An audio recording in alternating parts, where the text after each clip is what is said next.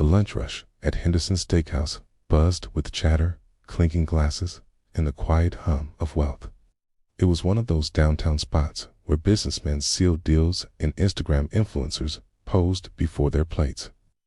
The waiters wore crisp black aprons, their smiles professional, their manners sharp as their folded napkins. That day, Jake Turner walked in. His clothes were clean but old, a faded army jacket, boots that had seen deserts and mud, and a face that carried stories no one dared ask about. A jagged scar ran down the right side of his face, tracing from his temple to his chin. He paused near the entrance, glancing around for a seat. Some diners looked up briefly and then looked away. The hostess hesitated, forcing a polite smile. Table for one. Jake nodded quietly. Yeah, just one. As he followed her to a corner booth, a group of young professionals at a nearby table whispered, "Guess they'll let anyone in here now," one murmured. Another laughed under his breath. War hero or just another homeless vet. Jake heard every word. He didn't react. He'd faced worse bullets, not words. His waiter appeared moments later. Ryan Cooper, 24, clean-shaven, confident, and proud of his job. He prided himself on spotting types, and Jake didn't look like the crowd he usually served. "Can I get you something to drink?" Ryan asked, tone sharp, forced smile on his face. "Just water," Jake said softly. Ryan raised an eyebrow. "Water? Sure. You know this isn't a diner, right? Our cheapest steaks, $35. Jake's eyes lifted slowly. "That's fine. I'll take the ribeye." Ryan sighed under his breath as he walked away. "Probably won't tip anyway." Minutes passed. Jake sat quietly, staring at a small photo tucked into his wallet. A young man in uniform, smiling. He ran his thumb over the image gently. Ryan returned with his drink, setting it down with a thud. "So, rough day, huh?" "It's been a hell of a fight," he said, nodding at the scar. Jake's jaw tightened. "Yeah, something like that." Ryan chuckled. "Hey, don't get me wrong. Chicks dig the whole tough soldier look. You can make good tips if you worked here." A nearby couple glanced over, uncomfortable. One woman whispered, "That's so rude." But Ryan didn't care. To him, Jake was just another face, another story that didn't matter. Then, as Jake reached for his glass, his sleeve shifted. A glimpse of metal shone under his wrist. Small, worn bracelet, military issue, engraved with names. Dozens of them.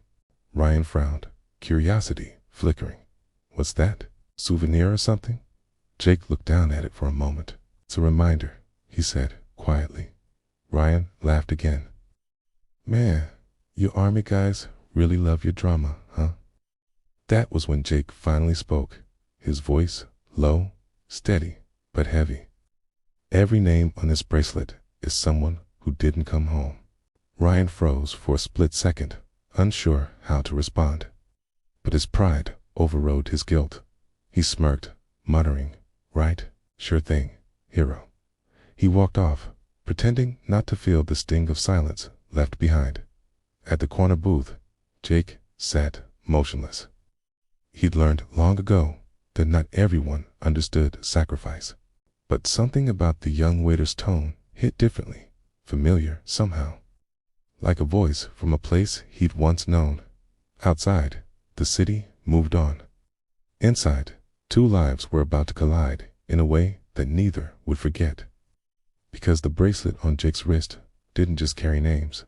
It carried the truth about one of those names. A truth that would change everything Ryan believed about himself, his family, and the man he'd just insulted.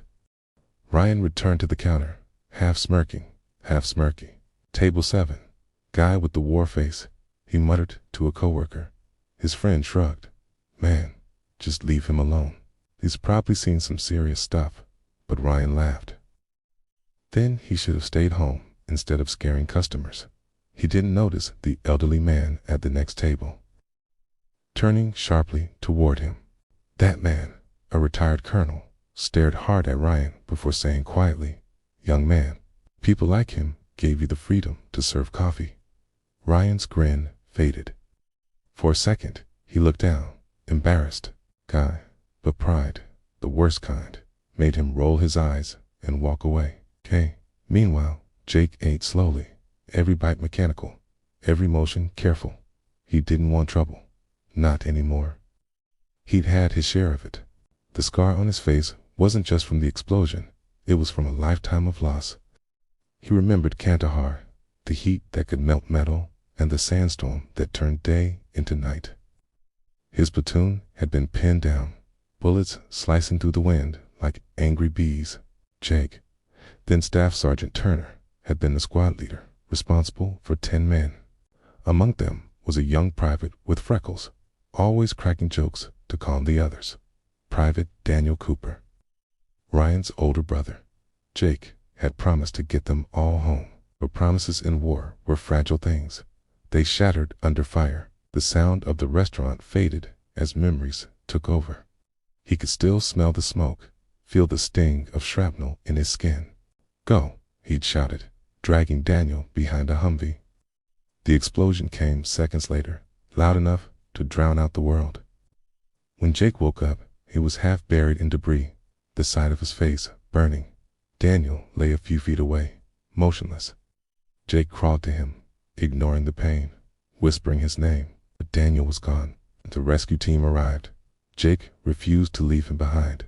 He carried his body back, his tears mixing with the desert dust. Later, in the hospital, the medics cut away the bracelet from Daniel's wrist and handed it to Jake. Jake didn't take it as a souvenir. He took it as a promise to live for every man whose name was carved into that cold metal. Daniel's name was right in the middle. Back in the present, the steakhouse hummed as if nothing sacred had ever happened in the world. Ryan brought the check, tapping it against the table. "Whenever you're ready," he said quickly, avoiding eye contact. "Now." Jake reached into his wallet and pulled out a folded bill. As he did, the small photo from earlier slipped out and fluttered onto the table. Ryan caught a glimpse. His breath caught. The man in the photo, smiling in uniform, arm slung over another soldier's shoulder, looked painfully familiar. "Wait," Ryan said slowly. "Who's that?"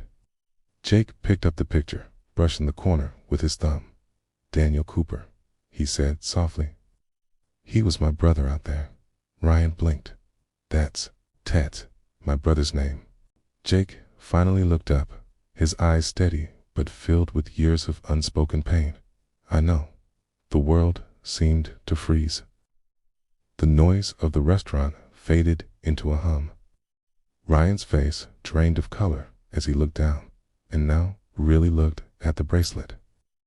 There it was, engraved between dozens of names. PVT, Daniel Cooper, his brother. Ryan stumbled back a step. "No, that can't be." Jake sighed, setting the photo down gently. "I'm sorry for how you had to find out." The waiter's hands trembled. The man he'd mocked, insulted, had carried his brother's memory all this time, and worse, he'd saved him until the end. Ryan whispered, "You were there." Jake nodded. He was brave. He saved the rest of us. I promised I'd never forget him. The silence that followed was heavier than any noise could ever be. Ryan stood frozen beside the table, eyes locked on the worn metal bracelet glinting under the restaurant's soft light. His throat tightened. The bracelet that had seemed like nothing moments ago now felt sacred, like it carried the heartbeat of someone he once loved. He stumbled over his words. "My brother, Daniel. He enlisted right after high school. I was 12 when he left." Jake nodded slowly. "He used to talk about you. Said his little brother was going to be a baseball player." Ryan's lip trembled. He never came back. My parents said it was an ambush. We never knew who was with him." Jake took a deep breath. "I was. And he wasn't just brave. He was selfless. Okay. He threw himself between me and that explosion, that scar you mocked. He's the reason I survived." Ryan's eyes widened, his mouth falling open as guilt washed over him like a wave. His knees weakened, and he grabbed the back of a chair to steady himself. The chatter of the restaurant went silent as nearby diners sensed something powerful unfolding. "Sir," Ryan whispered, "I didn't know. Swear I didn't know." Jake shook his head gently. "It's all right, son. Most people don't. They see a scar and think it's ugly. They never stop to ask what it cost." Tears welled in Ryan's eyes. His voice broke. "I said such awful things. I made fun of you. Did you? You were the man who brought my brother home." Jake's expression softened. "I didn't bring him home to stay, but I brought him back so his family could say goodbye." Ryan covered his face, shoulders shaking. "My mom still sets a plate for him every Thanksgiving," he whispered. "Never got to thank the man who risked his life for him." Jake's voice grew quieter, his tone steady but filled with ache. "I didn't do it for thanks. I did it because Daniel would have done the same for me." A hush filled the restaurant. Even the music stopped. Patrons who'd once stared in judgment now looked on with shame, realizing they'd all played a part in mocking a man who'd sacrificed everything. Ryan turned toward them, eyes wet, voice trembling. "This man," he said, "saved my brother's life. The man I disrespected cured my family's pain with him all these years." No one spoke. Even the manager, who'd been watching from the corner, lowered his head. Jake stood slowly, his movements steady despite the limp in his leg. He placed a $20 bill on the table. "Keep the change," he said softly. Ryan looked up, voice cracking. "Please, wait." Jake paused, his hand on the chair. Can I shake your hand?" Ryan asked. Jake nodded.